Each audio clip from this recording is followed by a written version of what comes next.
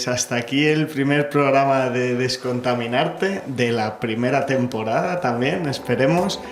Perdonad nuestra inexperiencia, la verdad que tenemos muchas ganas, pocos medios, estamos aquí en un zulillo en Madrid improvisado, pero les voy a hacer una trampilla a mis compañeros que están todos conectados y voy a preguntarles cómo se han sentido en este primer programa. Rocío, ¿cómo lo ves?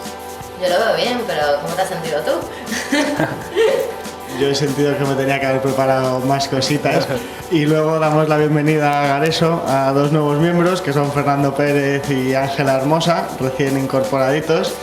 Fernando está a los mandos de la música y de la mesa y creo que es el que más ha sudado este programa, ¿no?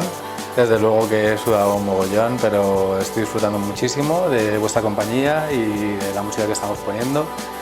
Y nada, yo espero que os enganchéis, que nos sigáis, que nos mandéis muchos correos electrónicos y nada, estamos aquí para lo que necesitéis y es un placer estar con vosotros. Y por último, a Ángela Hermosa, que es nuestra agitadora social particular, pues yo creo que es la que más suelta ha estado del programa. Bueno, yo sabes que vergüenza no suelo tener y nada, yo estoy muy contenta, la verdad. Ha habido un poco de nervios, pero ha salido todo bien. Lo siguiente será mejor. Al ser nuevos, si hay una cosa que tenemos es frescura y nada, que espero que nos escuchéis y que os guste porque lo hacemos de corazón. Pues... Y pa'lante. Como los de Alicante.